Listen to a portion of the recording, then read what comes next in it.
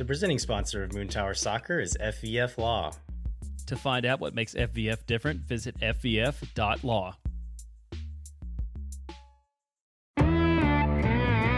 Hello, friends, and thanks for listening to Moon Tower Soccer. On today's show, since there wasn't a game this weekend, we're going to do a state of the team show and assess the Austin FC roster at this point in the season. We'll also discuss a few points from Chris Bills' recent interview with Claudio Reyna, and then we're going to answer some listener questions. My name is Landon Cottam, and I'm joined as always by Mr. Jeremiah Bentley. Hey, everybody, I'm Jeremiah Bentley, and I also realize why we don't let our guests write their own bios. But I'm going to read one right here now. So we're happy to be joined by the unofficial advisor to Josh Wolf, senior soccer analyst at Twitter.com, president of the Ethan Horvath Stand Club, knower of all things, and master of none, Chris Welhausen. How you doing, Chris? Hello. Thank you for reading my official title for the first time, despite many requests previously. It's good to be back. Chris, you are always a joy to it's always a joy to follow your Twitter account during games that you're excited about. And so last night during the U.S. national team victory against Mexico, it was definitely a sight to behold. And so, as Jeremiah mentioned, you are the new president of the Ethan Horvath Stand Club. So, 100%. Yeah. What was last night like for you? Man, what a ride. You know, it's so funny. I was like working late on something at a coffee shop and they closed because it went into extra time. So I was sitting in my car in a parking lot streaming the game. And the degree to which I screamed when he saved that penalty, like scared someone outside my car. So it was like pitch black, just the light from my phone. And you just hear this, like the car starts shaking and the scream come out. They probably thought someone was getting murdered in it, but it was just me trying to accept the glory that is Ethan Horvath. I think Ashley had already gone to bed, and so I was trying to be very quiet, but there was lots of silent fist pumping going on. What a game, though, man. I mean, a Stuver-like performance, truly. It was incredible. Absolutely. Yeah, I think even our listeners who are Mexico fans can appreciate the just like how insane and fun that game was, regardless of how you feel about how the game ended up. It was definitely a lot of fun to watch. Definitely. All right. Well, the reason we have Chris on today is we tend to have you on when we're doing kind of like we called it in the intro, the state of the team. You came on and did our expansion draft show. We've had you on for our like season preview show, and so we thought it would be a good moment this week when we don't have a game to kind of check in with where we are at with the team now and kind of look back across the season and see how far we've come in certain positions and where we need to go going forward. So before we jump into that part, we wanted to touch base on Chris Bills' recent interview with Claudio Reyna. We had Chris on the show last week and he gave us a few little previews, and now we've gotten to read this whole Q&A. So what were some of the parts that stood out to the two of you? Well, I got to say straight out the gate, shout out to Chris Bills. Like, what an interview. It is like so hard to get that much info out of these people, and he killed it. I was like on the edge of my seat reading that thing. Great job, Chris. But you know, I mean, there's a lot that stood out to me. I think it was just overall really encouraging, like a lot of people are feeling, just that we are going after so many pieces. I think it was exciting to see him say like there's potential for multiple DPs, and that I think in his article where it wasn't just the Q&A listed, he said that he had a source in Mexico saying that they're going after two. So that was like, just, you know, you kind of like hope that's happening, but you don't know if you should give hope to it. And it was cool to have that reaffirmed. So that was really exciting for me, honestly, just to read that we could potentially be going after two DPs. I mean, I think it kind of reshapes the whole conversation around the roster. Yeah, and I think that a lot of conversations that we have between the three of us and then also with other Austin FC fans is we look at these theoreticals and we're like, yeah, we hope this is happening. This might happen. But Chris Bills essentially asked Claudio Reyna about this. He's like, yeah, that's an option. We might be looking into that. And it's like, whoa, he's not denying that. So it's super encouraging to see that there is a possibility of maybe getting two DPs. I mean, I think there's a lot a lot of moving parts, right? Like they need a lot of things to go right in order for all this to happen correctly. But yeah, it seems like there's a lot of stuff coming down the pipe for sure. Yeah, What else? I was going to say there? to tie this topic back to last night. Like it was really cool to see him being like an excited dad. Watching his son score. That was like that was cool. a highlight of the game for me, was watching him just like jump up and down in the stands and like cheer on little Gio who had a really strong game. So I thought that was really, you just like, we've talked about how maybe he's not the most dynamic speaker, and you to see him like this kind of guy in a press conference that says a lot of words without saying, anything. Like to see that guy convert into like dad in the stands who jumps up and down when his son scores a goal that happens to be in the the storied Nations League final was really cool. That was one of my favorite parts of that whole game, was seeing that. I thought it was interesting that they were actually sitting in the stands too. Like he's Claudio Reyna. He could have gotten a box or something probably, yeah. But it's him and his wife. And I believe that was his younger son, Joa, that was in the stands with him. But yeah, just sitting in the stands. I'm curious to know what the people who were sitting around them thought about all of that. But going back to what you were saying about Claudio's answers, I think both he and Josh have been much more candid in the last several weeks than they ever were before. I think leading up to the start of the season, they had to be a bit more cagey, probably trying to hide some details, probably not really sure how much they wanted to give away because they didn't want to make like write checks that they couldn't cash, essentially. And I think Chris Bills pointed this out, that he thinks it's a sign that they're feeling confident about their plan, and so they don't mind talking about it at this point. And so Josh Wolf's press conferences have been a lot of fun lately, whereas early on they were usually a little bit boring because he didn't actually ever give a ton of information. But he's like showing a little bit of attitude when he needs to, and like showing some real personality in the interviews and giving some real information. And in this interview with Chris Bills, Claudio did the same thing, gave quite a bit of information. And I think Chris Bills is right that they probably are feeling pretty confident in all of this stuff if it's something they're speaking so openly about at this point. Was there anything else from the article that stood out to you guys? Yeah, there's one thing I'm curious about y'all's thoughts on. It kind of like, I think, got overshadowed by the DP notes in the interview, but he mentioned looking for depth possibly at center back, which I remember at the beginning of the year, and I remember because I'm still bitter about it, when I asked Glenn Davis, shout out Glenn, hope you're listening. Just kidding, Glenn, I don't hate you, but I do remember this moment. When I asked him to ask Josh how he felt about the center back depth after we had already signed all the center backs we got. And they both kind of responded like, what do you mean? Like, we've got multiple guys. And lo and behold, here we are looking for reinforcements. And I'm curious, what did y'all think about that? Like, and what do you maybe expect from a potential center back signing just based off that interview? Well, we talked about it a little bit with Bills. I mean, just looking at, we've only got 2 international slots left, right? If we get DP or 2 DP level players, that fills that up. So, I mean, I guess we need to be looking for clubs in the league that have surplus center backs, and I don't know who this might be. I think Phil West mentioned, who was it, RSL maybe, that just signed an international center back. It might be a little deep, but yeah, I mean, it's still a need. I mean, you can't. Beasler's going to wear down.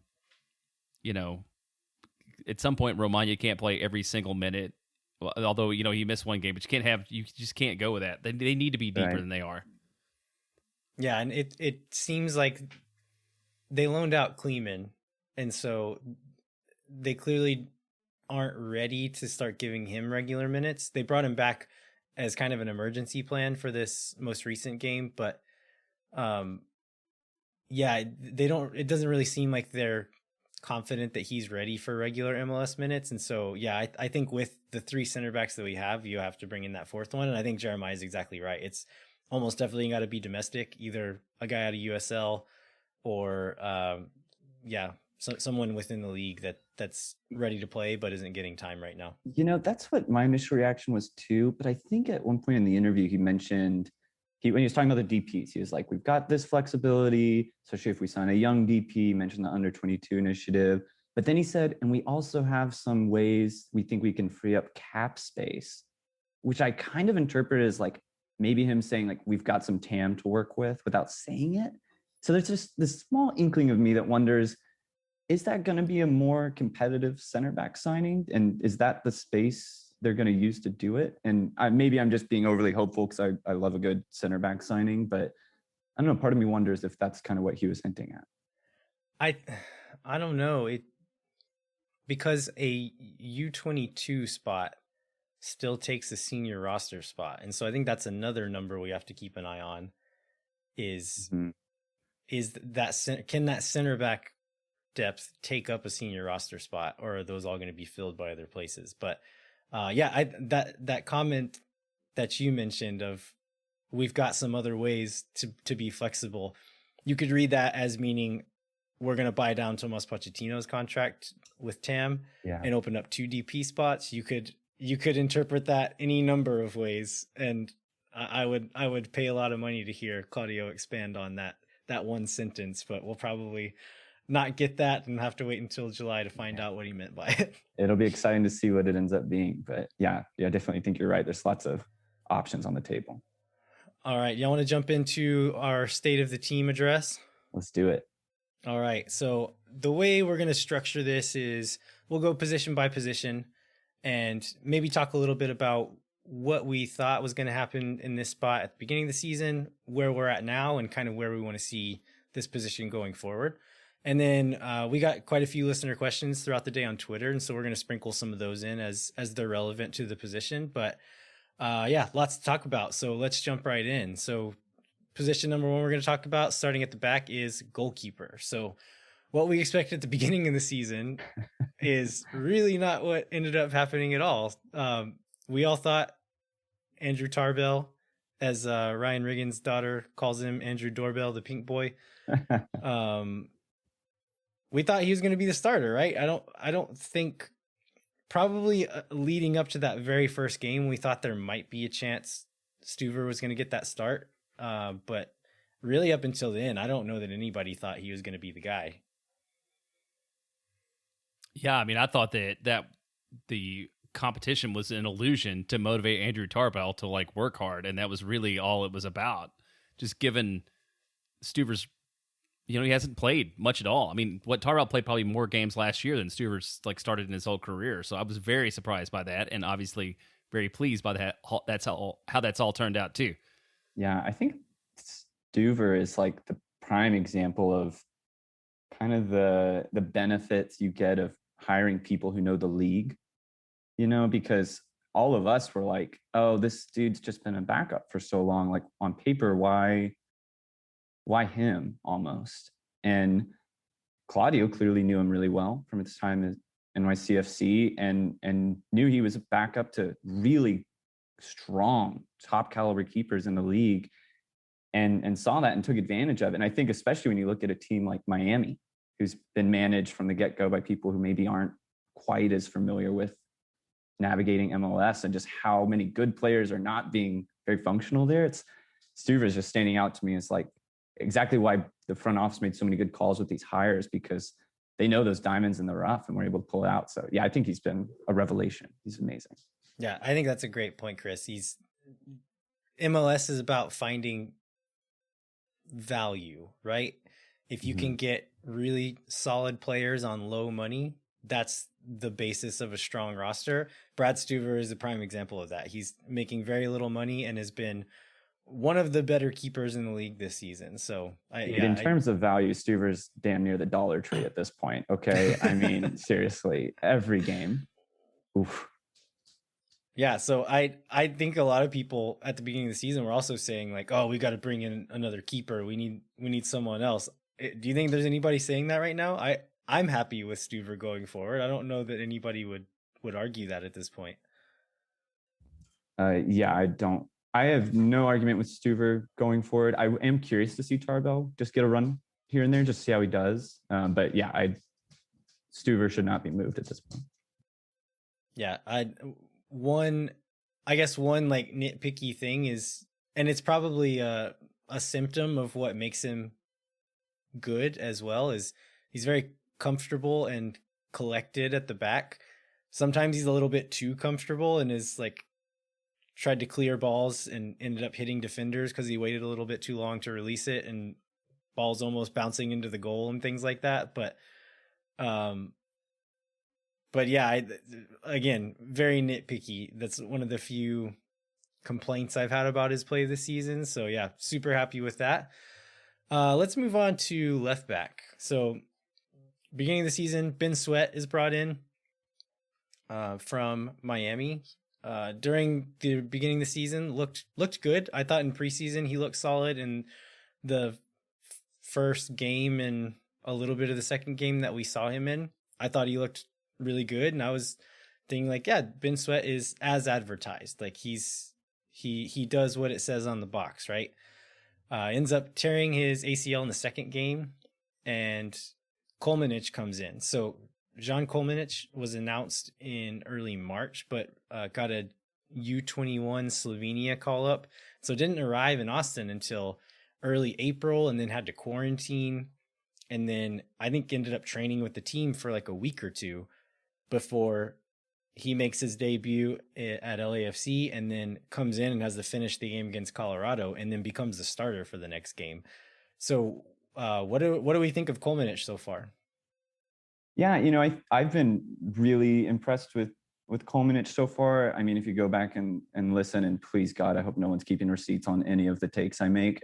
But I was pretty critical when we signed him. He didn't seem like he made a lot of sense. I heard he was really shaky defensively.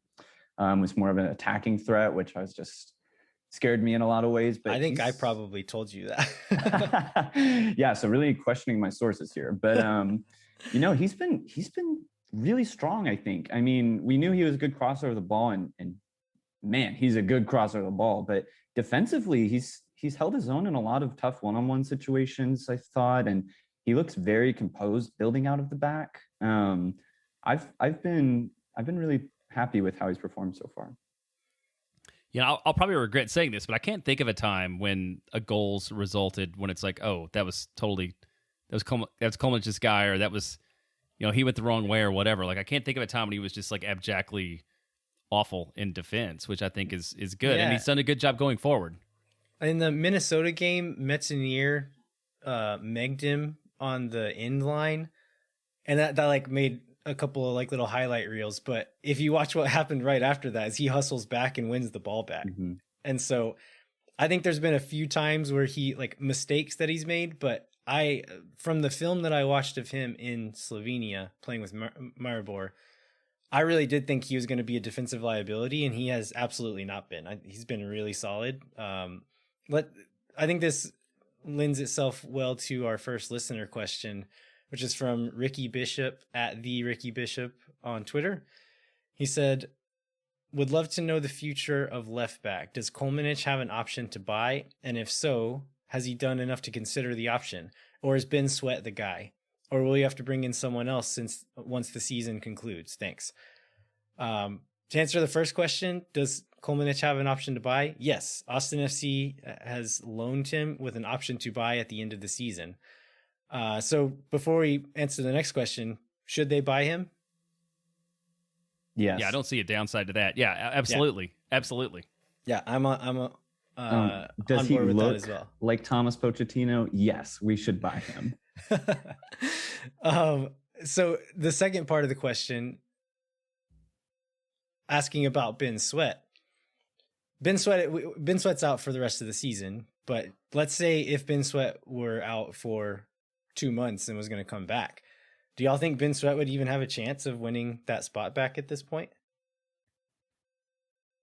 I mean, I think it's less about, I think he has enough talent to be competitive, and certainly as a rotation option, he's worth picking up.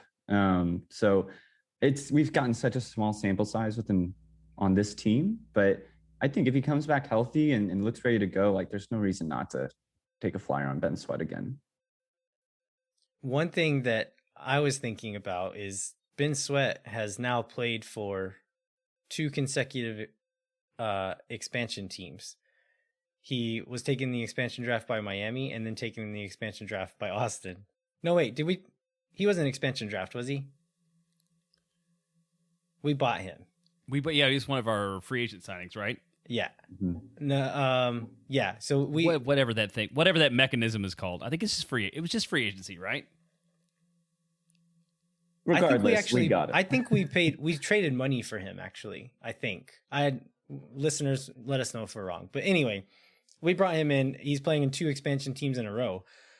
Is there a possibility that he is unprotected going into next year's expansion draft and he goes and plays for a 3rd expansion team in 3 seasons? Yes, he could easily become Dax McCarthy 2.0 at this rate. But yeah, I think there's totally a chance of that.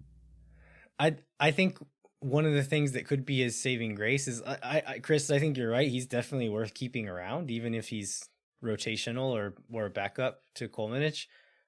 Seems like a really good locker room guy, hard worker. And then you know what you're getting when you put him in. He's also not on that much money. I think he's on $250K or something like that. So for that reason, if you have another player who's more expensive than him and is like kind of fringe player there as well, maybe you leave this other guy. Yeah, I wasn't going to name names, but yeah, if you have the choice to leave Danny Houston or Ben Sweat unprotected in the expansion draft, I think that's an easy choice, right? Yeah, definitely. And so I could see that being a saving grace, just that he is cheap, and so yeah, let's protect him because we know what we're getting out of him. But yeah, it's going to come down to a lot of things. So I think it is definitely a possibility that he's unprotected, and then one of these new teams sees that value and says, "Yeah, we'll take Ben Sweat for sure." So I hope that doesn't happen to Ben. He seems like a likable guy. I hope he gets to stick around here and play for another season or two. But it's definitely a possibility. All right, moving on to center backs. So we brought in Matt Beasler, MLS and Sporting Kansas City legend. Got him in free agency. Julio Cascante was traded for allocation money from Portland. Chris raises the roof at the mention of Cascante's name. Brought him from Portland on December 13th, and then later in December, Johan Romagna was bought from Guarani. I think there were a lot of questions about center back early in the season, some of which were, is Matt Beasler too old? Who are going to be the starters? And are any of these guys actually any good? So those were definitely questions at the beginning of the season. What are the answers to those questions now? Is Matt Beasler too old? What's the answer? Not, yes. I mean, not for what he is. I mean, he's going to start 2/3 of the games. And he's going to make good decisions, and he's gonna be a fine player. I mean, he's not going to play he's not going to play every match, but he's doing a good job. 2/3 of the game so far, though, Jay? No, he's playing almost all of them. And if that's the plan, he is too old.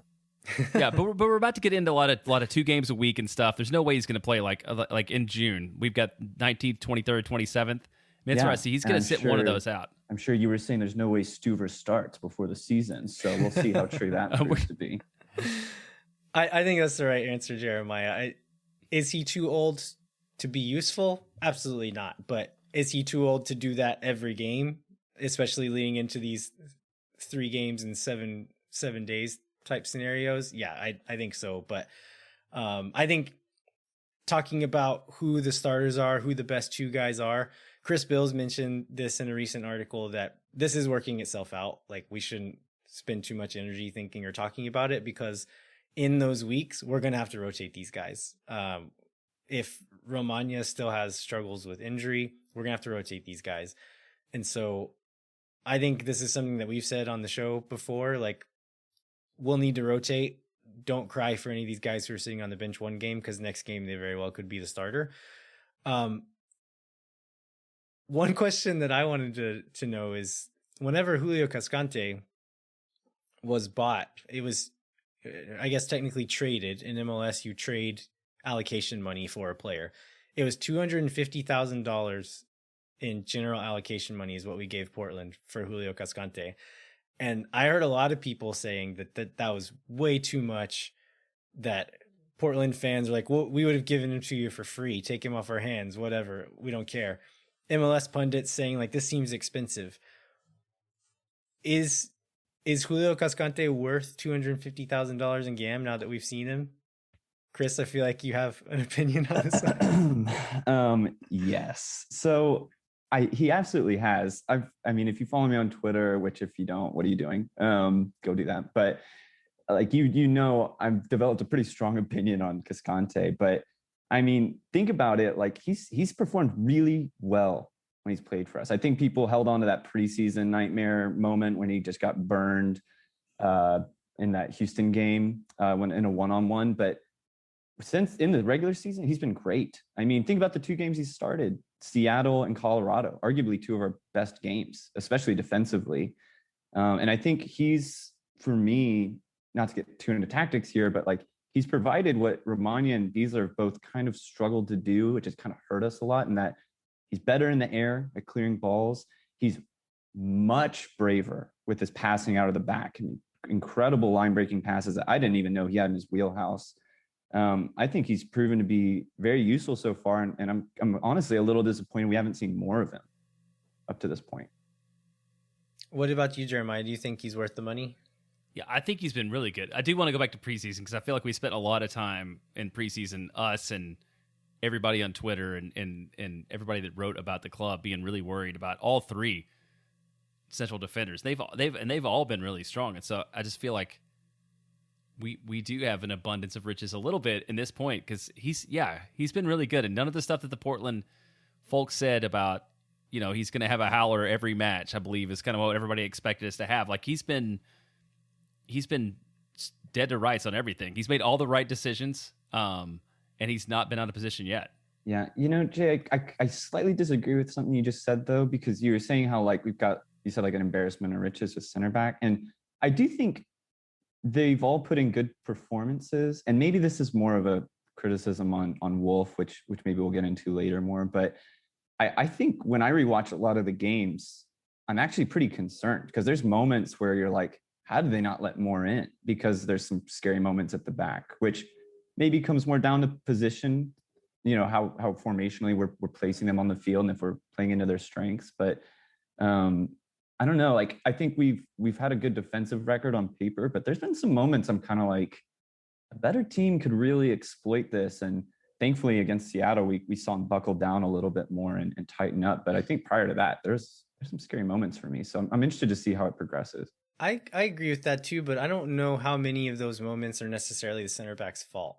I think they've been exposed several times by what Austin is doing in the attack, by pushing players way up high, giving the ball away in dangerous positions. I'm not going to say they've played perfectly. I think that we have 3 perfectly capable center backs, but not any dominant center backs. But yeah, I think they've been made to look worse than they are by the rest of the team at times, and have kind of saved the team's bacon a few times as well when they've been left out to dry like that. Hey, Landon, sorry to cut for a sec, but are we going to talk about like a review of Wolf later on? Like, should I save some of the tactical stuff for later? Or can I dive into a point here? We didn't have it in, so do it here. Okay, cool. I think that's pretty well said. But the one thing I'm curious what y'all think is like on that discussion of how we position our center backs and how we use them. I was talking with Katie Insight earlier today, actually, and she was mentioning how she was a defender when she was younger, and she gets so nervous watching us play out of the back because she says we keep breaking the one rule I think we all heard when we were in soccer growing up, where if people are in your half, don't play it down the middle, like don't play it around back there. And even though they've been much better playing out the back, there are moments where we lose it and expose ourselves and put ourselves in dangerous positions. So in the realm of center backs, how do you feel about how we're using them? Like, are you worried about that going forward? Have you seen improvements? Does it feel like a concern still? I think it's a thing that we need to be mindful of. And I think against Seattle, you saw Wolf being mindful of that. If you have 2 center backs that lack speed back there in Cascante and Beasler, you can't afford to push your fullbacks both up super high and leave them to kind of clean up messes that you make. They ended up leaving Lima a little bit deeper. And we're being pretty mindful. I mean, I think part of that was also the way that Seattle likes to break on the counter wide using those wingbacks. I think that had to do with it, but also just knowing that if you have these two guys, they're going to do a lot of good things.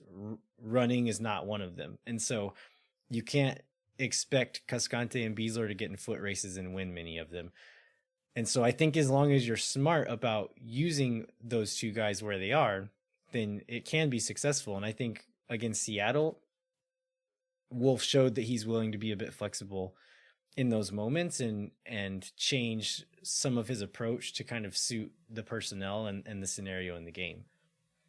I agree. Yeah, and I would go back to, I do worry. It's just like this, the way they play is a little bit stressful, because we talked about it a little bit with Stuver. Like, he just, it's like at the last minute when somebody's on top of him is when he like passes the ball out to build. And I feel like it's a little bit of the same with the center backs to the point that Katie made, where, you know, I think it's a club learning the system, and hopefully as they learn it and they get more proficient at it, it won't be as much of a moment of fear whenever they're doing that, because I think they're being put in those positions, and when they have to make decisions, they're making the good choices, and it's just the way it's all coming together is sort of what makes them look a little more terrifying than maybe they should be.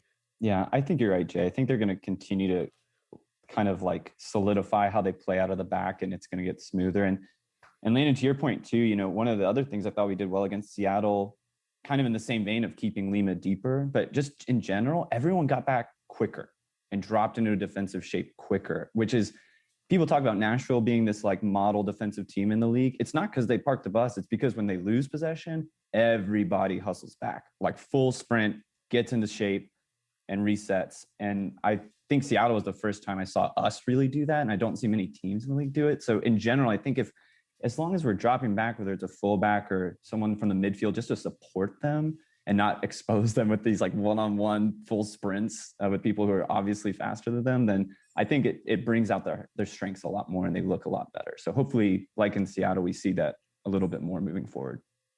Yeah, for sure. All right, let's move on to right back, which leads us to a Twitter question from Joel Pinkney. He says, what's your overall assessment of Nick Lima's performance so far? Has he done enough to make you comfortable with him as a long-term fixture at right back, or at least not to have to prioritize finding a better option? I think the answer for me is a resounding yes. What do you think, Jeremiah? Yeah, absolutely. Yes. I mean, he's not the perfect player, but you know, you don't have 100% like superstars all across the board. So he's done a good job. He's performed effectively, and I cannot imagine like that's on my list of priorities of people that we need to replace. Yeah, I think he's the one player that has proven to be exactly what I thought he'd be. Good, not great. You know? But always good, though. But always right? good. Like, yeah, consistent. absolutely. Yep. And this is one of the, talking about like what players are worth and the money that Austin FC spent. They paid $500,000 in allocation money to San Jose for Nick Lima, which at the time, it's a lot of money, right? At the time, I thought it was a fair deal. Now, looking back, I think maybe it's a little high, but to me, I think it's a situation of an expansion team being allocation money rich and just having a little bit of extra allocation money to throw around. But like you said, you know what you're getting. Really solid defensive presence, really hard worker. Decent going forward. He's been a little bit underwhelming for me in the attack. I really thought he would be able to do more in the attack, and he hasn't really done much to change a game or like break a play open. But defensively, I think he's been great. Landon, just wait. We still haven't gotten our annual Nick Lima banger from outside the box, so he'll justify that price tag once we get it. I cringe every time he shoots because he's not hit a good shot once this season. I think he's probably taken 5 or 6 shots so far, and they've all either been scuffed or like 10 feet wide of the goal or whatever it was. And so I would honestly be happy if he didn't take another shot all season. Hey, Chris guaranteed us a banger on the expansion draft show if we need to pull the tape. So we're waiting on it. Jeremiah, please never reference anything I've said before. It's largely wrong. So thinking about depth at right back, we all just said Nick Lima is the starter, and we're happy with that. As far as depth goes, Hector Jimenez was the depth. He's injured right now. We're not sure when he's coming back. So as of right now, we don't have a backup. Who do y'all think would actually be the guy if we needed to put someone at that position? I mean, if Segura comes back from injury, I think he's played right back a little bit. Not his strongest position, but he could probably fill that space if need be. But I don't know other than that. Aiden Stanley? I mean, he's the only other non-center back we have, right? John Gallagher has played right back before. I'd play him anywhere. Yeah, I think this is the thing that's like haunted him his entire career, is that he keeps getting moved around out of necessity. And so I would feel bad for him if he had to play right back. But honestly, I think that might be the answer. Maybe you could throw, I know Pereira's injured right now, but maybe you could throw Danny back there. I don't know. The back line is really thin right now. And so I don't know. When Jimenez is healthy, I thought he looked good, like a perfectly capable backup in that position, and probably more dangerous going forward than Lima is. Man, I'll throw out a name just in case anyone wants to like over fantasize about potential signings. If we're talking about a defensive signing from in the league that's not a big bill player, I think his name is Anton Walks from Atlanta. He's a center back who also can play defensive midfield and right back. And he's, I believe, on like 250K a year. That's what I was about to look up. I was going to see what his salary was. Yeah, so that's the kind of player profile I think if you end up being right, Landon, and that's what we're looking at, like that could be a potential signing that could solidify a few spots at once, right? Yeah, I think when we were talking earlier about what we needed, that's really what it is. Like we don't need somebody who can compete to be a starting center back, but we need somebody who can provide depth in multiple positions right now. Yeah, but Jeremiah, I also want somebody to compete at center back. So I mean, needs versus wants for me. Not only compete at center back, but also provide depth across the board. How about that? I can get behind that. All right, this leads to another question from Twitter. This is Kevin Morris. He says, should we try a 3 center back formation with Kolmanic and Lima as wing backs? Against Seattle, we kept the fullbacks home, which shored us up defensively, but offensively we couldn't create much, especially with the wingers pinned to the sideline. Wing backs give a little more flexibility and allow a winger to tuck in and combine with Cecilio. Do either of you have an opinion on this? Because I do. I have an opinion on everything, unfortunately, but I've got to say, disclaimer, my favorite formation in the game is a 3 center back, high flying wing back system. I don't think that's what we should do. I think that if you use your 9 almost like a false 9, it's kind of hard to incorporate wing backs because you have to build through the middle rather than out on the bylines. And when you utilize wing backs in that kind of formation, you kind of have to play through the side. So as much as I would personally love it, I wouldn't want us to go that route with the players we've got. Yeah, I agree with what you just said. And another reason why I don't really like the idea is what I just mentioned about Nick Lima is I don't really like what he has to offer going forward. I think he's more useful sitting a bit deeper, building up possession and being a defensive presence. As far as going forward, I don't think Kolmanic, sure, like let him get forward and be a more creative player, but Lima, I don't really like it there. Also, you have to think of who you're bringing in and who you're taking out in that moment. Right now, we only have 3 center backs.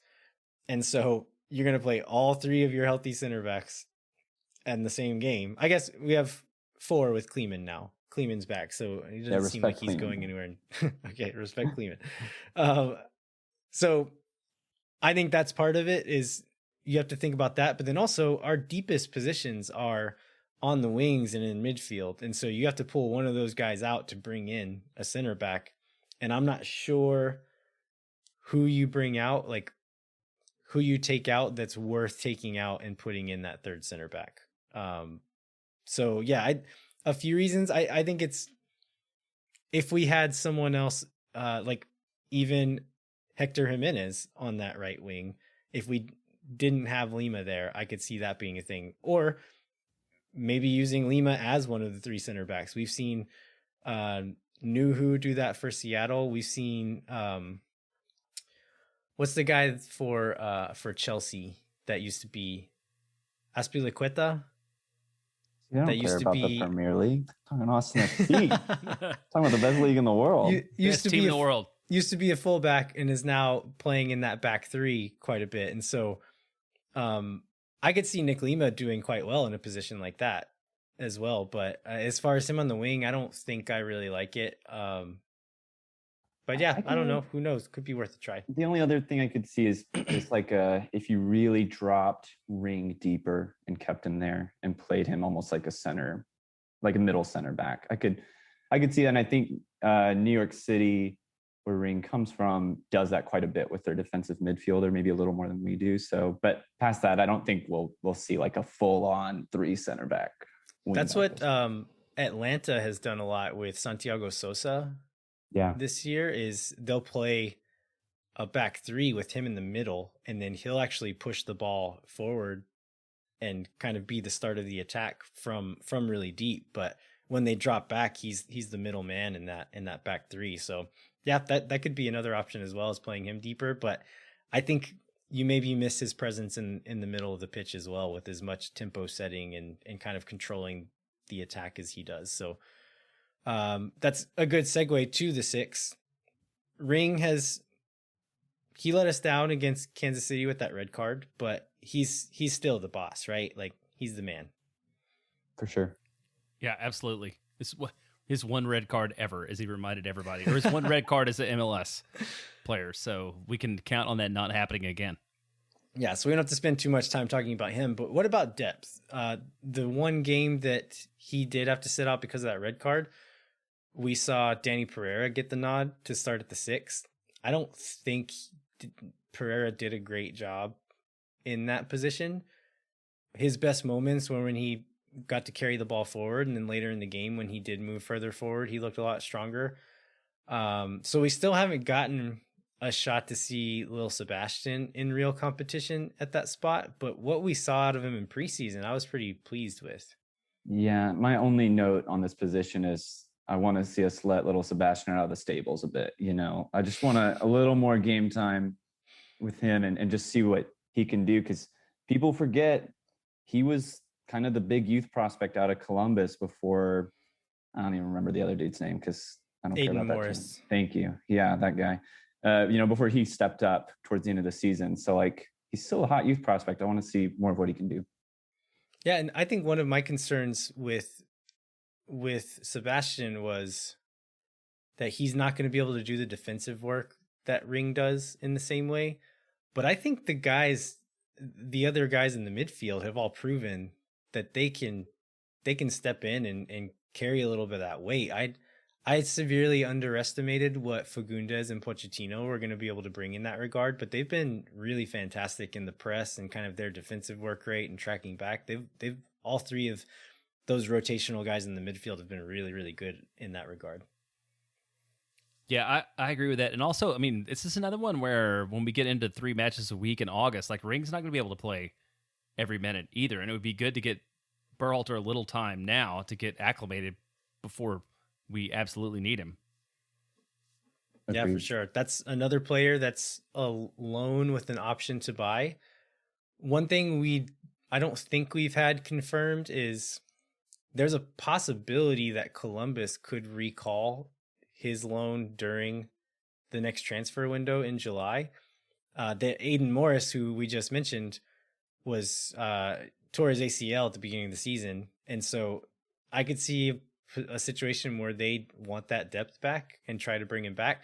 I imagine it all comes down to the arrangement that Austin made with Columbus, in that they may have protected themselves from that and said, no, he's ours until the end of the season and we'll talk about it then. But yeah, I agree with y'all. I wouldn't mind seeing him get a run out in some of these busier moments. And yeah, I believe in him. I think he could do a good job.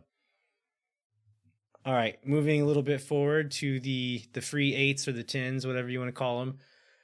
Right now, Pochettino and Fagundes really seem to be the top picks. Danny Pereira, or Jeremiah, I don't know if you noticed this in the press call with Wolf last week. He was calling him Pepe.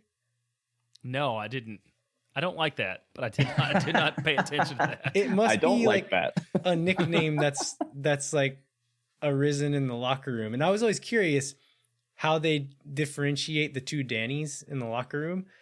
And apparently, Danny Pereira is now Pepe. We'll have to try to see if we can get some player confirmation if that's what the players are calling him or if that's just a pet name that Josh Wolf came up with. But Danny, if you're listening, Jeremiah does not approve. So find a new nickname, okay? But he's injured right now. He was a really solid part of that rotation and was the starter for a little while. And so I think this is one of the stronger areas of the field. But Diego Fagundes, I think, has been one of the bigger surprises of the season for me anyway. I think there's a lot of people who had pretty high hopes for him early on, but what has it been like? What are your thoughts on Diego Fagundes this far in the season, Jeremiah? Yeah, he's been really good, and he just seems to be bought into the city and the system and like what Josh Wolf is going to do. You know, we heard at New England he didn't like to play defense basically, but apparently, I don't know. I mean, my perspective is that it seems to be like a personality conflict with Bruce and nothing else, because he's run 1,000,000 miles every match and he has tracked back and he's done all the dirty work that we were told that he didn't want to do. There was a reason that he hadn't been playing as much as he over the last couple of years as he had been in the past. Yeah, my biggest measuring stick for a player and how I feel about them, for better or for worse, is effort on the field. You know, you can have a bad game, but if I think you're hustling and really playing with your heart on your sleeve, then I'll still scream your name. And he does it every time. Like, you got to respect it. And like you said, he's just adopted the city so much. He posted on Instagram today at Juice Land. I was just like, was this man born here? I mean, he's like on the river or on the lake this weekend. Like, you got to love him. Yeah, he's been one of the more fun stories for sure. Going back to Pochettino, Gabe Kirchner on Twitter asked, what lineup or formation tweaks would help us get the most out of Pochettino? Do we think, is it a lineup or a formation thing? Chris, you look like you have an idea. Share it with us. Okay, I got to be honest. When Gabe tweeted this, I was like, why have I not obsessed over this before? And I started watching some clips again of him prior to joining us. And I actually was really surprised. I think he gets a lot of criticism lately because he's got this DP status and he hasn't performed in a big enough way yet. But I've got a big opinion on Pochettino. I really think he's kind of the sleeping giant of this team right now. And I think a lot of it, to Gabe's question, is down to Josh Wolf not bringing that out of him yet. Somewhat, I think it's down to as well, he's a foreign player in a new league with a lot of expectation. It takes time to find your form for some people who come here. So there's nothing wrong with that. But I was looking at it, and in all of his highlight clips, even his biggest strengths are when his best moments, better yet, are when he's got just an extra second on the ball and can really crank that foot back, and either whether he's deep, hit a long crossfield switch of play kind of pass, or if he's high up the field, just rip a shot from outside the box. It's always, though, when he's got just an extra foot of space to really wind that foot back and do something after he's gotten a chance to look up. And I just don't see that in how we're playing. He's always spaced either on his own. So when Ring or one of the center backs gets in the ball, he's got no passing options and people instantly crowd him because it's an easy, obvious moment to press. Or he's pushed too far up and isn't, when he is given the ball, he's crowded by 10 guys defensively and offensively because we've just got everyone in the same space. So I think, to answer Gabe's question, if you space the team out more, which we saw, I think, a lot of in Seattle, and I'd describe it like this, y'all. Wolf's system, one of the big things he hasn't mastered yet that it's designed to do is you crowd one side of the field and you leave the opposite winger wide open, and you quickly switch the ball so that they've got this wide open one-on-one moment and can shine. Cecilio is largely the guy they're going to try to utilize for that. I think in the same sense, you try to replicate that in the midfield. So you start to crowd one side, let Pochettino drift a little to have some free space where he can think for a second, look up, and then crank that foot back and either get a beautiful cross in or take a long shot from distance or just dribble through the line. That's when you're going to see the best out of him. Is we've got to pull the defense towards one direction and then switch it to him where he's got the space to kind of do his thing, you know? And I think right now we're just finding him in moments where he has no options or he's got no opportunity to find an option because he's so crowded. Well, that touches on something that I've been thinking about, and then credit to the Top Flight guys for kind of bringing it up last week. But our best half of offense was when he was with the mysterious, not playing at all thing. And I think in Colorado, I think to date, because of the way he performs in the system and what the system's doing right now, I don't think he's part of our best 3-man midfield if Danny Pereira is healthy. I would say to that, I don't think that's wrong as far as our best half, but I would say it comes down to if you want to play the short game or the long game. Because if you're saying our best 3-man midfield for tomorrow, that's what I'm saying right now. Right now. But in the same sense, right? Maybe tomorrow we get a better result if we don't play him. But if we do play him, let him find his form. The second half of the season, we may be way better. So in that sense, I still want to keep him in because I think he's got a much higher ceiling than our other midfield options. So yeah, I see some of the logic behind it for now, but I still think he's a player you want to let play through and find his form, because when he does switch it on, I think we're all going to see oh, this is why we got this guy. Don't forget, before we signed him, he was rated player of the tournament in Argentina for their cup competition. He's a big player. We just got to give him a minute to unlock. This is something that Wolf has talked about a lot, is it takes time for foreign players to kind of bed into the league, get used to the physicality, used to the travel. He's new to this league. I don't believe he's ever lived outside of Argentina before. And so it's a lot to deal with and a lot to get used to. From everything we can see from the outside, he's putting in the work. He's working really hard in the field. Mm-hmm. From what we're being told, he's working hard in training and in workouts and things like that. I think you're right, Chris, that you can see that it's there. He is a good player. And I think and to answer Gabe's question more specifically, I don't know that it's necessarily a lineup or a formation thing. I think it's an execution thing, both on the part of the team and the part of Pochettino himself. Just understanding what Wolf wants to do, and as a team and as an individual, and kind of getting all those things to gel in. Maybe bringing in some of these additional pieces in the summer helps that as well, in just having some more creative players to play off of. Speaking of bringing in other players, from Chris Bills' conversation with Claudio Reyna, it sounds like that they might be looking at a DP number 10, as well as potentially a young DP striker, a young money striker. But in any case, it looks like they're looking at either a 10 or a striker or both. So let's say that they do bring in a DP number 10. What does that look like for this midfield? What does it mean for Fagundes and Pereira and Pochettino if they bring in a DP 10?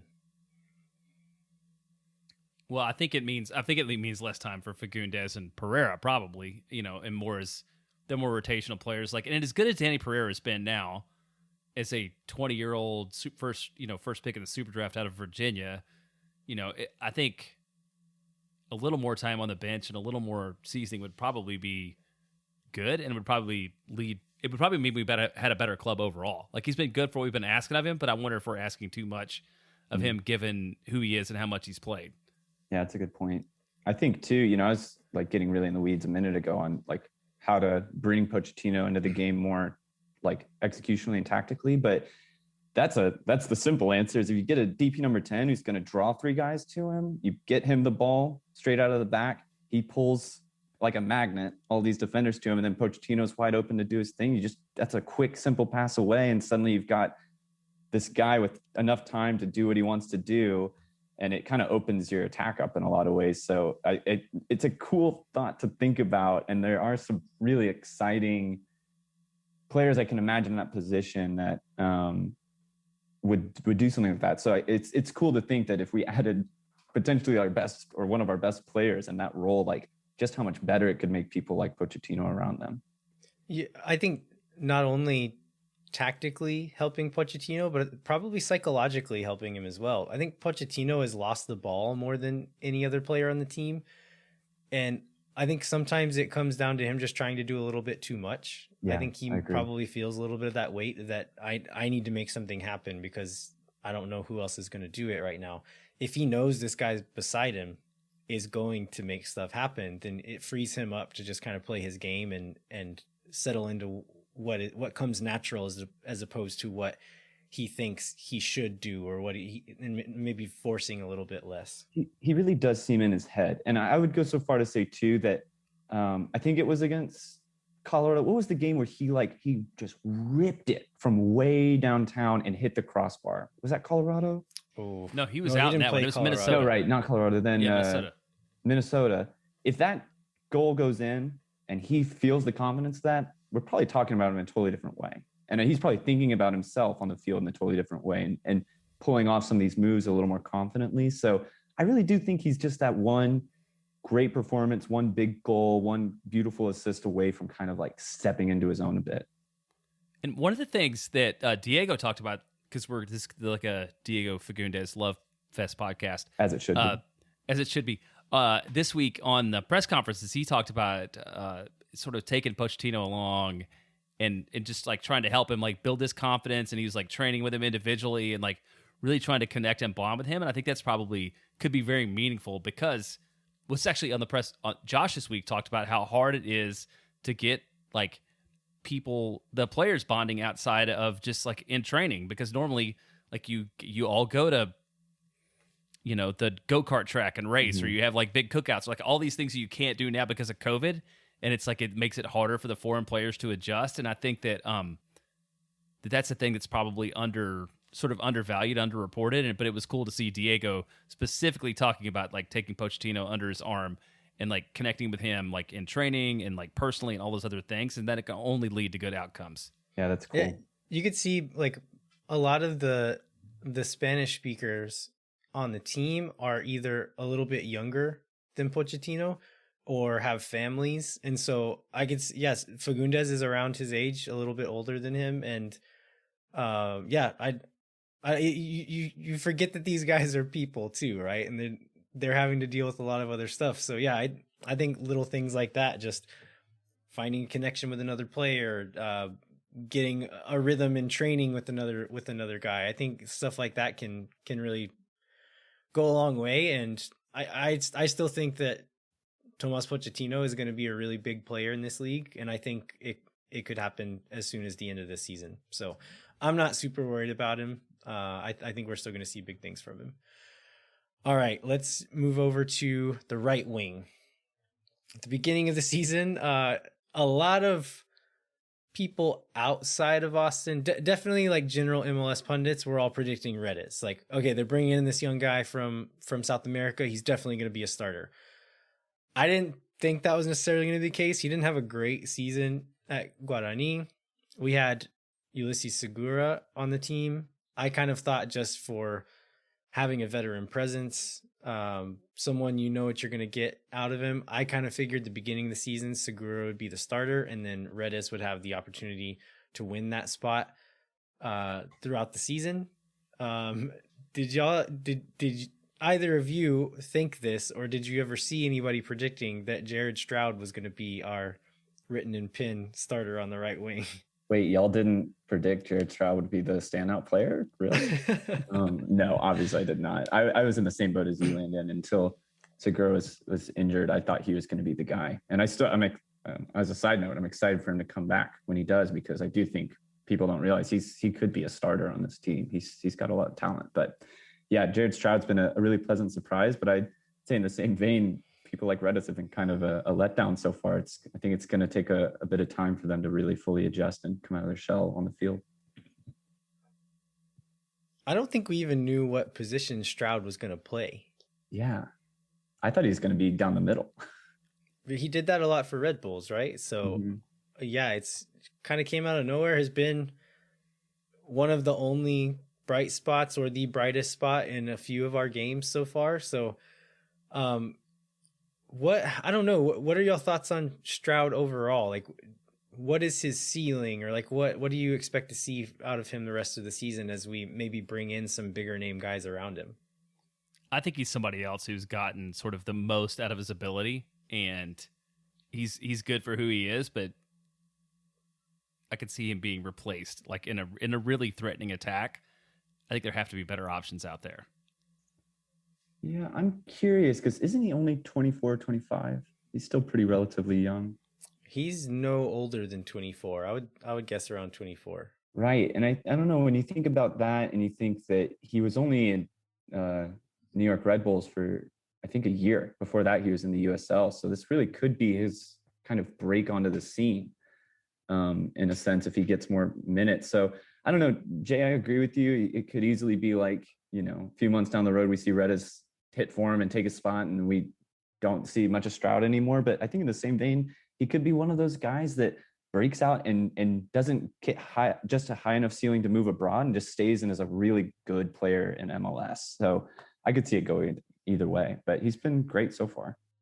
Real quick, do y'all think there's any chance that we see this playmaking signing be a right wing instead of a 10? I just based on the interviews, no, but like logically I could see it, but they haven't hinted at it at all. So now that I'm thinking about it, I think Claudio explicitly said somebody next to Pochettino. Yeah, I think so. Yeah, I think he has. But maybe he meant next to him on the right wing. All right. We have a question from Idea Jason. This came from Reddit. Is that right, Jeremiah? Yes, Idea Jason, who started listening based upon some recommendation on Reddit like 11 weeks ago and decided to ask a question today, 80 days later. Thanks, Idea Jason. So he says he has a few questions. Why can't we keep the wings forward movement consistent? Early runs fade later in the game. I think we'll answer these one at a time, I guess. I think this is a lot to do with just execution in the attacking third. Our forwards, the front three guys, haven't gotten a lot of touches on the ball in general. And I think it's just leads, it comes down to execution. Do you guys have an opinion on what can be done better to get our wingers more involved in the game? What? Different wingers? No, I think it's just the way. I think it's just the way we play. I mean, at this point. Yeah, I think it's. I hate to give such a simple answer. It really is one of those, you got to let the system iron itself out. I think too, he talked about like runs fading later in the game, and that's largely because when you don't have a really strong understanding of how to press as a team, your wingers often have to do a lot of the pressing because they can cut in and press and go up to press. They have like that just large zone they could potentially cover. And so it wipes you out in a big way. So like later in the game, it's kind of harder to be that attacking contributor because you've been running a bit more than you probably should to compensate for a lack of understanding as a team press. But I think once we iron that out a bit, once especially we start to play through the middle more and figure out how we want to utilize guys like Pochettino, those wingers will have less responsibility, not have to drop as deep, have more flexibility in the runs they could make, and then we'll start to see them impact the game a little bit better. So Idea Jason's second question is, those man sports bra trackers, how much does the data from those go into making substitution decisions? So I did some, I listened to a bunch of interviews with Dave Tinney, who's our high performance director. Whenever he was hired, I was trying to figure out, what does this guy actually do? And in a lot of the interviews, he kind of talked about what kind of data they're tracking and using. From what I understand, and I could be wrong, I think you theoretically could use this data in game to make decisions, but I think for the most part, it's being used you're analyzing that after the game, you're analyzing it after training, and using it to kind of plan what kind of workload you're going to put on that player during the week and how many minutes you think they can go in the next game. I think it's more making decisions for the future. I could be entirely wrong. Listeners, if any of you know if they do use in-game data to make substitutions or to make other decisions during the game, let us know. So I think you theoretically could, but I'm not sure how often that's actually happening at this point. And then the third question is, I can't get over the stripes. You guys, I wish we wore white all the time. Wait, like the home jersey? Yeah, the home jerseys. What? What are you talking about? I love the stripes. I agree. I love the stripes. I'm a fan of the stripes. I'm a big stripes fan too. I either like a kind of a solid kit. I'm always a big fan of like classic Liverpool, Chelsea kits, just like really iconic looking things. I also really like stripes and hoops, and so I'm a fan of the stripes. Sorry, Jason. Listen, Jason, you clearly just like the white kit because you can more easily see the sports technology bra through it. So let's just let it go and enjoy the beautiful stripes.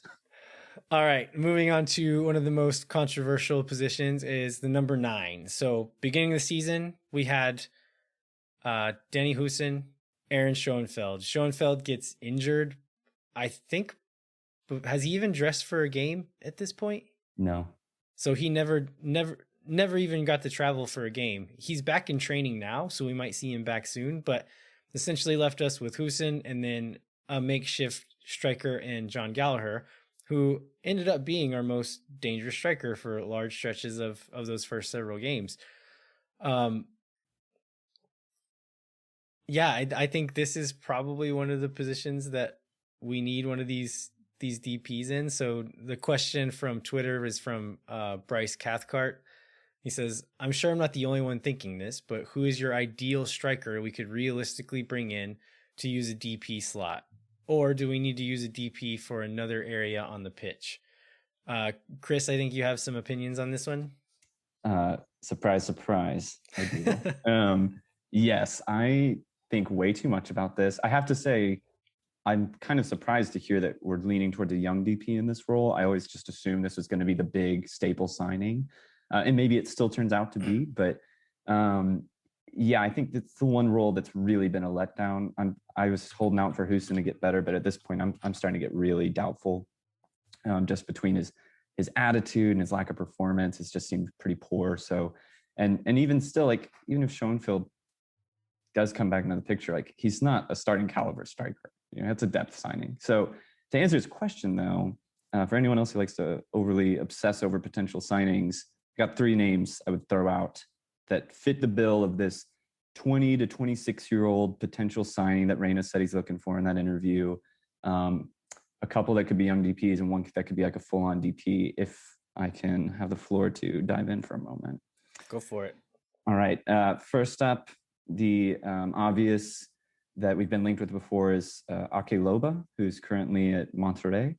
And he's kind of like just a depth piece at striker for Rayados, but he before I think he was at Puebla and was a pretty solid contributor. He's like this young, I would describe him as like a mix between Huijsen's skill sets and Gallagher's, and that he like loves to push the line and make those runs. He's very quick, but he's also pretty decent at his hold up play of those like quick connecting passes and then taking a full sprint forward, which, you could see. He's only 23 years old too. Like the signing could make a lot of sense if we're looking for a young profile player. Seems like a pretty confident finisher as well from what little film I've watched on him. Yeah, he's a pretty exciting player, and one of those two that you can tell hasn't really hit that ceiling yet. And so maybe this is the move that does it. So already been linked with him, so nothing new there, but could see it happening for those reasons. Not a young DP, but someone I've long thought would fit the bill for us, and ironically is another Rayados player, is Vincent Janssen, who is Bryce, I think I saw in your picture, you're a Tottenham fan, so hopefully you appreciate the shout out, but he's a former Spurs player, didn't quite perform. I think he started his career in the Dutch league and was like Golden Boot winner one season, broke out, scored like over 20 goals, had an amazing season, moved to Spurs, didn't quite perform, then moved to Mexico. And he's been pretty decent there as far as his like minutes per goal. I can't remember off the top of my head, but he largely gets played out by Funes Mori, but he does well when he plays, and he's great at that like drop deep, hold the ball up, be the big body, pull the rest of the players into the game. But he's also like, he kind of surprises you when you watch his highlight reel. He's pretty good when he just gets the ball near goal, like dribbling through a couple guys and doing something kind of crazy. Like, he's not what he's really known for, but he's gotten his bag. And I think he's 26, so still kind of fits that profile of players. I know they've been rumored to be wanting to sell him, and the MLS teams have been interested in the past, just because he's that kind of guy that could be your staple player, and he's stuck behind, like, I think their top scorer in history in Funes Mori. So it's a signing I could see happening if they decide to use a big DP spot on that striker role. And I think he's like skill-wise perfect for what we want that position to do. And then the last name I'd throw out is another potential young DP, which is a Club America player. I think it's Federico is his first name, Federico Viñas. He's a 22-year-old, I believe, Uruguayan, who had, I believe it was like last fall, like some really great moments with them, was starting to get more minutes, really showed up big. Again, quick, good link-up play, really good finisher when he's in the zone. I don't know if you said this, but he's at Club America right now, right? Yes, Club America. And I think since their new coach came on, he just has not been getting a lot of playing time. And so his value's dropping a little bit, which may put him within reach for that kind of young DP signing. I think Transfer Market has him listed like at 5 million, which is totally within the range of what we've been spending. Whether that's totally accurate or not, like, could be within reason. And that's, I think that would be my ideal signing right now. If we're going to use that striker role as a young DP, get a guy who's done it on a big stage, is young, is going to grow a lot. And he's got the skill sets. He can hold up the ball. He's quick. He's dynamic. He seems pretty technical, and he's got some great finishes. Like, go check him out, because I'd be thrilled if that's the kind of signing we can pull off. And shout out to Kako. He's a big Club America fan, and I was asking him like how realistic does that signing seem to you? And he kind of had an inkling that it could possibly happen with just the direction the new coach is going in. I think Henry Martin just signed a new contract, who's their big striker. So it's something that could be on the table. I think you're looking in the right spots too, right? Like, the benches of big Liga MX teams have proven pretty good scouting grounds for MLS clubs over the last several years. And so looking at a team like Monterrey, who has these three strikers in Janssen, Funes Mori, and Loba, if Funes Mori is probably the most proven of those guys and the most valuable to that team. And so you could see them either leaning on this experience and a more proven player and keeping Janssen and selling on Loba, or keeping this youth prospect in and getting rid of Janssen and making a little bit of money off of him. Right. I think those could definitely happen. And someone like Viñas, who is maybe a younger, less important player for a big team like America, again, those are the right spots to be looking for in who these players are going to be. But it could be any number of dozens of different guys. But yeah, I think you're right in looking at these kinds of players for sure. Well, I keep texting Josh and Claudio telling them who to sign, and they have not listened so far. So we'll see. But so going to the last position we have here is the left wing. Cecilio, that's been his spot, right? Going back into the 9 a little bit, I think against Seattle, when he played at the 9, that's some of the best we've looked, especially in that position. I think got way more touches on the ball than Gallagher or Houston have been able to do. Got a lot more involved in build up, did a really good job in the press as well, so was useful on the defensive side of the ball. If we were to move Cecilio to the 9 until we can bring in reinforcements there, who would you guys want to see at the left wing?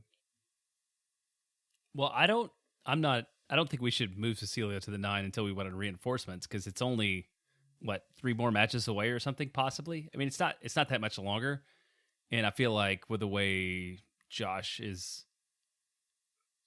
done to date, like, I think we should keep building the system of the people and the places that they are, where they're going to be ultimately where they're going to be. Like I think that time on the left wing for Cecilio fitting him with everybody else is more important than putting him in at the 9. That's a big question, right? Like, do you build his comfort on the left wing by playing him there, or you build his confidence by putting him in a position where he's going to get more touches on the ball? And I don't know the answer.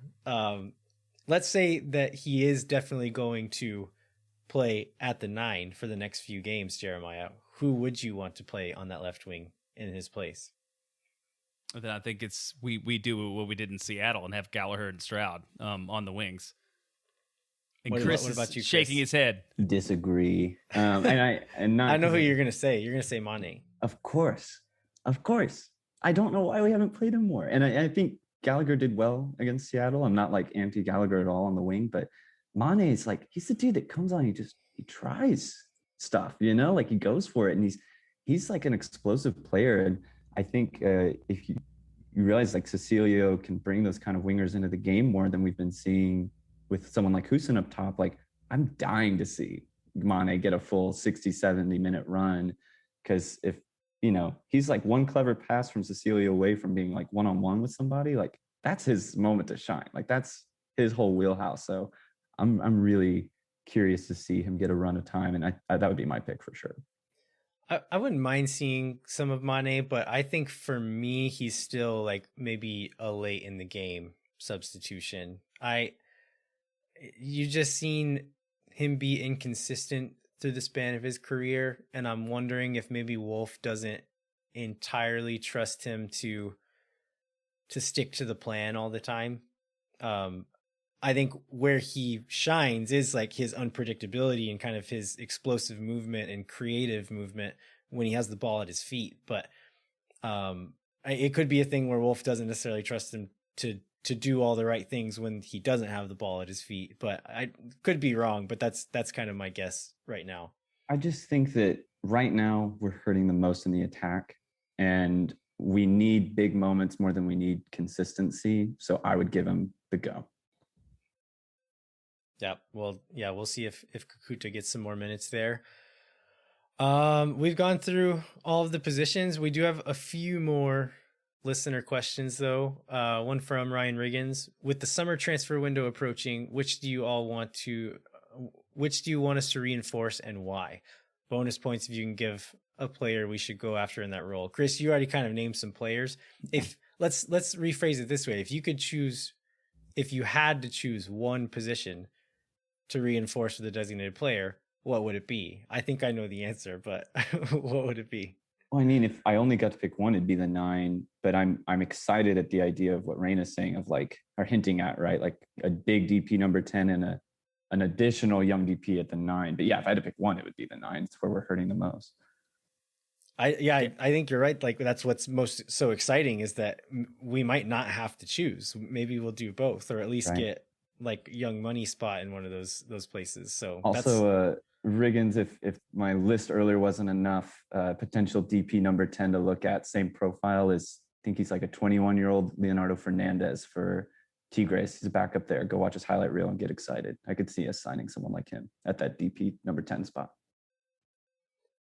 Chris Bills also has a project in the works where a lot of the folks from the striker, we're going to have a little group chat put together and kind of bring up some names that we think could fill some of these spots. So tune into that in the next week or two, and we might have some more names to dream about. Okay, so bring up the last listener question, and some may say the most important question of the whole show is from Joel Corral at Organized K. You guys will know him from doing all the badass art for Los Verdes that you'll see on Twitter and on Instagram. Joel asks, who has the best hair on the team, and should we go after a player that has a great hairstyle? To answer the second question, absolutely. We got to get some more good hair on the team. But for the number one, who has the best hair on the team? Jeremiah, who's your best hair? Well, I think this is a little bit behind the scenes here, but Chris was running a couple of minutes late, and Landon and I spent the whole time that we had preparing for the show to debate this issue. So it's like, of all the things we could talk about, this is the one that we wanted to really dig into here. So, I mean, I'm going with Cecilio. I feel like he keeps it, there's like a lot of body. There's a lot of life. He's got a lot of big hair. It makes me sad that he hides it. But overall, he's got the best hair on the team. I think that's my argument against Cecilio, is he's hiding his light under a bushel there. In Paraguay with Guarani, there some of the games, he would have just like a headband thing and let the mane like kind of flow behind there, and it always looked majestic. And I wish he would do that for a game here, but he's had it pulled back in like a ponytail or like a bun thing every game here. And so for that reason, he's not getting my vote. If he would let it go free, I would probably vote for him as well, but he's not going to get my vote. Who gets yours, Chris? Well, before I say mine, just imagine you show up to Q2 Stadium for the home opener against San Jose. You're full of emotion. Suddenly you look up, Cecilio walks out full mane, no hairband, and you just burst into tears. It'll be a beautiful moment. He just he flips his head and slowly turns. And he gestures over to San Jose, who realize they've already lost. No, I'll give an unexpected shout. Just after the last game, I'm really actually kind of into Redis's almost like Elvis Presley dude lately, it's like man. pompadour looking thing he's going with now. I love it. It's pretty sharp. I'm going to give maybe an answer that is surprising, but also not surprising at all. I'm going to go with Julio Cascante. I think his hair looks so sharp all the time. It's I think there's lots of strong contenders. I could say I've got the roster pulled up here. I think like you said, Redis has nice hair. I think Danny Pereira has nice hair. Kolmanic is pretty good. Danny Houston always has like a pretty stylish hairdo going on.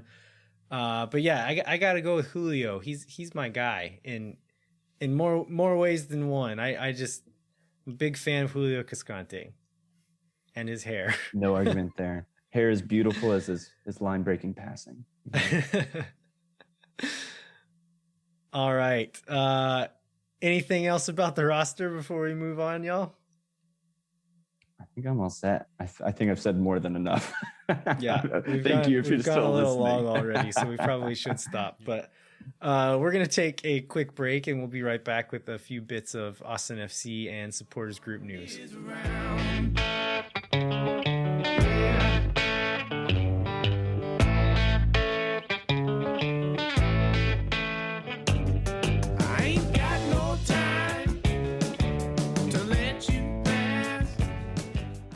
Moontower Soccer is brought to you by our friends at FVF Law, the official injury lawyers of Austin FC. FVF is a different kind of personal injury law firm dedicated to community, transparency, and client education. And we've also got a little bit of an FVF-related event. The Los Verdes Bicycle Group is going to have a social ride from downtown to Q2 Stadium on June 12th. There's going to be an 11-mile route and a 5-mile route. And it's going to be sponsored by FVF Law to benefit Shoal Creek Conservancy. So thanks to the FVF folks for sponsoring that. It's open to everybody, regardless of skill level. And we will put a link to the registration page in the show notes on the strikertexas.com website so you can sign up and ride your bike to the stadium.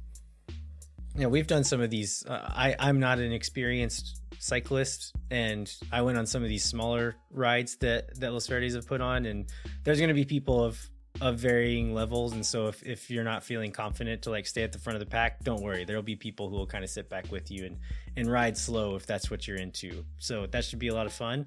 And thanks to FVF for supporting the soccer community. So you can go to fvf.law to find out more about what makes FVF different and why understanding your legal options can dramatically change the outcome of a case. Once again, that's fvf.law.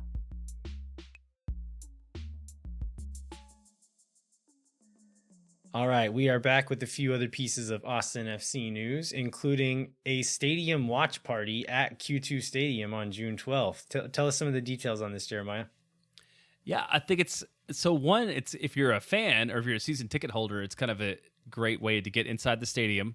So they're going to have a watch party. I think everybody gets to sit in their actual season ticket seats. on the 12th for the Sporting KC match at 2 o'clock in the afternoon. But then for the club, it's a really ingenious way of being able to try out how ticketless entry and concessions and transportation and all those things work in advance of the 19th before, like, to work out the kinks before it becomes a giant mess. So if you're a ticket holder, I think this afternoon, which we're recording on Monday, is when the details came out about how to get into that. So if you can go into your SeatGeek app and log in, you should have an invite to a special watch party event at the stadium on the 12th. I'm actually, unfortunately, going to be out of town for this, and I'm pretty upset about it. Are you guys going to get to go? I am not. Oh, I'll be there. Come find me, Chris. Of course I will. No matter what, find Chris. Yeah, this is what I appreciate about this too. The team is giving me an emotional warm-up to the first home game. So hopefully I can be a little more ready. You're going to get to pre-cry before we all cry on the 19th when it happens. Yeah. So please come to the watch party and watch me pre-cry before the actual home opener. All right. We've also got some things that the supporters groups and some players are doing for Pride Month. You want to tell us about that as well, Jeremiah? Yeah. So Austin Anthem is doing a Pride Raiser for Out Youth. And so you can go to austinanthem.org and contribute there. It's based upon the outcome of the club during the month of June. They're raising money. And then also they are selling items in the merch store with a portion of the proceeds going to Equality Texas. Los Verdes is matching a campaign that Brad Stuver's running during June, which is Playing for Pride, and the proceeds are being split between the Black Women's Player Collective and Athlete Ally. So it's $50 for a win during June, $50 for a shutout, and $5 for a save. So Brad will be donating that, and then Los Verdes will be donating an equivalent amount to that. And then also Los Verdes announced a Player of the Month campaign where every month the members are going to pick a Player of the Month and will donate $200 to the charity of choice of the winning player. Real quick, who is y'all's Player of the Month vote? Well, so I've seen the nominations. Stuver and Fagundes, the only people that got more than one out of anything. So I think it's a pretty good chance that Brad Stuver is going to run the table on this one. Yeah, it's got to be Brad. Brad Stuver is my vote. He's, as far as like off field and on field combined, he's the guy, right? So I'm pulling for him in this vote. All right, I think that about does it for this week. Before we wrap up, we'd like to remind you to rate, review, and subscribe wherever you get your podcasts. It will really help us grow our audience and get in touch with more people throughout the rest of this season. Again, thank all the people who left reviews last week. That also helps us kind of spread the word. If you want to continue the conversation with us, you can find us on Twitter. I'm at LViajero87. Jeremiah is at jbentley_ATX, and Chris is at Chris Welhausen. All right, at Chris Welhausen. We're on there all the time talking. You can also find us at Moon Tower Soccer on both Twitter and Instagram. You can also go to the Striker Texas website where you can find this article that we mentioned, Chris Bills' interview with Claudio Reyna. Did you have any others that you wanted to mention, Jeremiah? I just want to preview some stuff. I know the Striker Texas has put a lot of work into coverage of planning coverage of the Gold Cup. So I think there's probably nowhere else online you will be able to find Gold Cup coverage quite like the Striker Texas. So look forward to that over the next month or so. Yeah, and there's some previews from this week with John Arnold and Phil West writing about the U.S. game and about Mexico and some of the other teams. So there'll be some really quality coverage from some pretty experienced writers covering the Gold Cup. So I'm really looking forward to that. All right. Thanks so much for listening, everybody. We'll be back in 1 week with a new episode of Moon Tower Soccer, where we will cover the latest in Austin FC news. And then we'll also review the game against Sporting Kansas City on the 12th. And then we'll be previewing our first ever home match on June 19th. We can't wait for that. We're also going to be joined by Claire Partain, who's covering Austin FC for Austonia. Has been doing a really great job at that. And she's going to join us to talk about the match and then some of the fan frenzy surrounding the home opener. Until then, I'm Landon Cottom. I'm Jeremiah Bentley. And I'm Chris Welhausen. We'll catch you next time. No one is around.